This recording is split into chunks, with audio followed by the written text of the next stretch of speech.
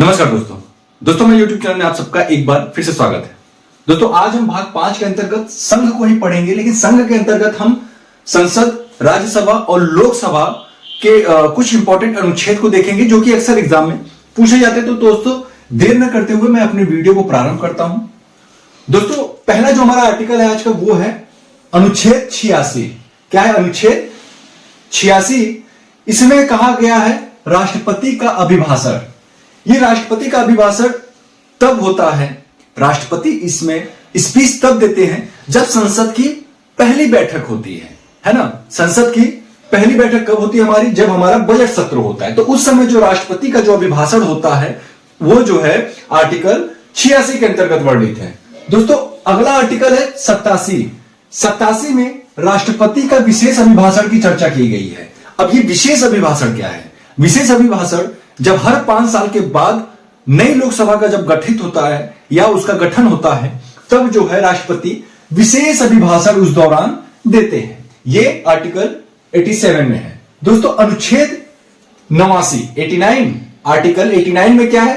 राज्यसभा की सभापति तथा उपसभापति की चर्चा इसमें की गई है। राज्यसभा का जो सभापति होगा वो भारत का उपराष्ट्रपति होगा और भारत का जो उपराष्ट्रपति है उसको वेतन राज्यसभा के सभापति के तौर पर ही मिलता है। दोस्तों अगला इसी में हम देखेंगे सभापति। सभापति क्या है? भारत का उपराष्ट्रपति होता है। निर्णायक मत का अधिकार।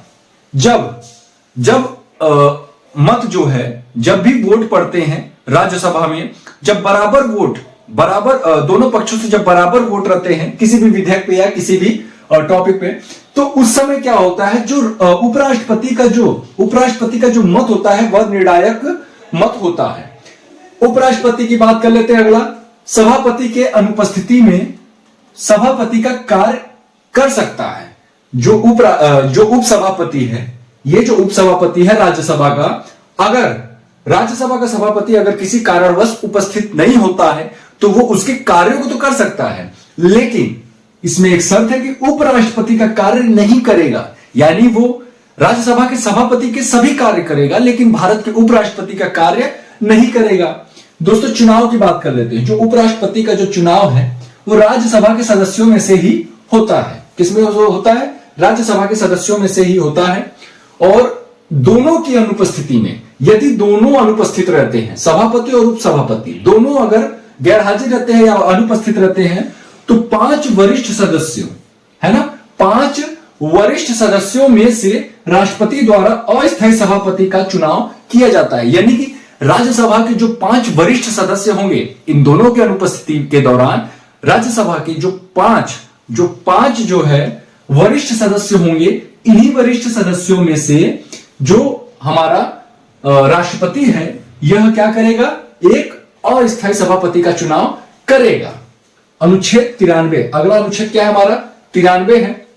दोस्तों ऊपर मैंने एक अनुच्छेद छोड़ा था, अनुच्छेद 88। क्या अनुच्छेद 88 छोड़ा था? अनुच्छेद 88 में क्या है? जो भारत का जो महान्यायवादी है उसके बारे में बताया गया कि वो राज्यसभा वो मतलब कि भाग तो ले सकता है, संसद के किसी भी सदन में वो भाग ले सकता है, किंतु जो है उसको मताधिकार प्राप्त नहीं है। ठीक है, ये मुझे उतना इंपॉर्टेंट नहीं लगा इसलिए मैंने जो है नहीं बताया। अनुच्छेद 93 देख लेते हैं। अगला इंपॉर्टेंट आर्टिकल है लोकसभा के अध्यक्ष तथा उपाध्यक्ष की चर्चा।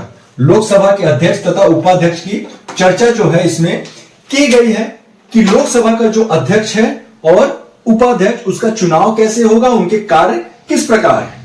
दोस्तों बात कर लेते हैं चुनाव की। तो दोनों का जो चुनाव होता है वो लोकसभा के सदस्यों में से ही होता है। ठीक, अलग से नहीं होता। इनका कोई भी चुनाव का अलग से कोई नियम कानून प्रोटोकॉल नहीं है। ये इनका जो चुनाव होता है ये लोकसभा के सदस्यों में से ही होता है। अब दोस्तों एक आप शब्द जो है कि एक वर्ड आप सुनते होंगे, प्रोटेम स्पीकर। प्रोटेम स्पीकर क्या होते हैं, इनका कार्य क्या होता है उसको समझ लीजिए। नवनिर्वाचित सदस्यों को शपथ दिलाना। देखिए जब हमारी नई लोकसभा गठित होती है, हर 5 साल के बाद जब हमारी नई लोकसभा गठित होती है, तो अब चूंकि नए सदस्यों का निर्वाचन होता है, सभी अपने अपने जो है संसदीय क्षेत्र से चुनकर लोकसभा में आते हैं। उस दौरान अब उनको शपथ दिलाने के लिए कोई ना कोई तो होना चाहिए। तो ये जो है लोकसभा में नवनिर्वाचित सदस्यों को शपथ दिलाने का जो है जिम्मेदारी सौंपा जाता है अध्यक्ष तथा उपाध्यक्ष का चुनाव भी इन्हीं के माध्यम से किया जाता है। अध्यक्ष तथा उपाध्यक्ष का जो चुनाव होता है वो इन्हीं के माध्यम से किया जाता है, क्योंकि अध्यक्ष और उपाध्यक्ष लोकसभा के स्पीकर और जो वाइस स्पीकर है, इन दोनों का जो चुनाव होता है वो लोकसभा के सदस्यों में से ही होता है। लेकिन उनका चुनाव करता कौन है? तो प्रोटेम स्पीकर करता है।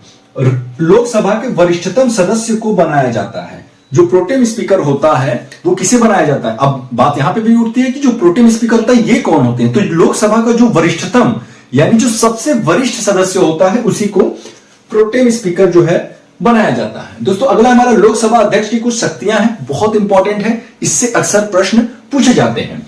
बैठक का नियंत्रण है ना। लोकसभा के अध्यक्ष की जो शक्तियों की मैं बात करूं तो इनका जो पहली शक्ति है वो है बैठक का नियंत्रण। जब भी बैठक होंगे, है ना, जब भी बैठक होगा उनका नियंत्रण करना इनका जो है कि उन पर नियंत्रण का इनका जो है कि शक्ति है।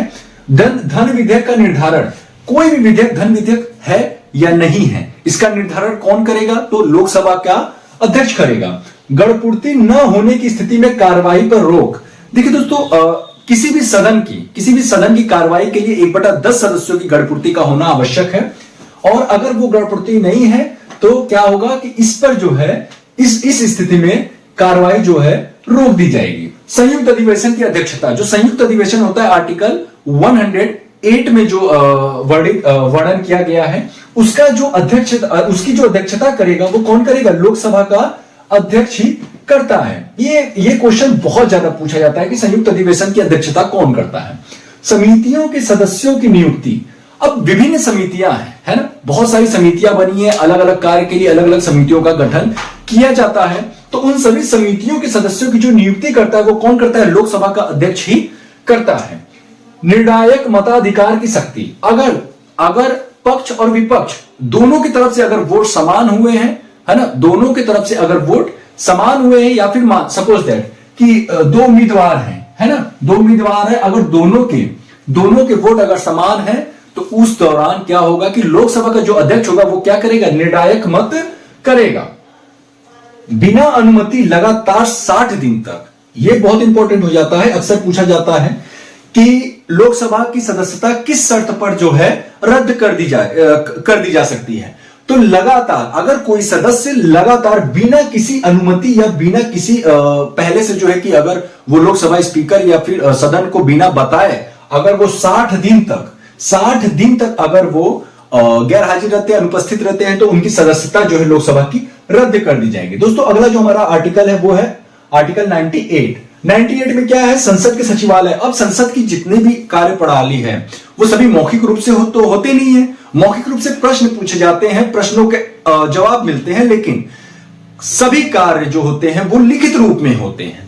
तो अब वो लिखित रूप जो होता है वो कहीं ना कहीं जो कागजी कार्रवाई है, कागजी जो सभी प्रक्रियाएं हैं वो एक सचिवालय के माध्यम से होगी, जो कि संसद का सचिवालय जो है आर्टिकल 98 में जो है इसका वर्णन किया गया है, इसके बारे में जो है बताया गया है। अनुच्छेद 99 सांसदों के शपथ की चर्चा है। सांसदों के शपथ की चर्चा, जितने भी लोकसभा के सदस्य हैं, जितने भी संसदीय क्षेत्र अपने अपने संसदीय क्षेत्र से जब वो चुन के आते हैं लोकसभा में, तो उनकी शपथ की जो चर्चा है वो अनुच्छेद 99 में किया गया है। अगला जो इंपॉर्टेंट है, ये बहुत ज्यादा इंपॉर्टेंट है, इसको एमपी कर लीजिएगा, मोस्ट इंपॉर्टेंट। दोस्तों अनुच्छेद 100 में क्या है? गणपूर्ति। दोस्तों किसी भी सदन की, चाहे वो लोकसभा हो गया चाहे वो राज्यसभा हो गया, उसकी कार्रवाई तभी प्रारंभ होगी जब उस सदन के 1/10 सदस्य उपस्थित होंगे उस सदन में, क्योंकि गणपूर्ति के लिए यह जो है न्यूनतम सदस्यों की संख्या निर्धारित की गई है।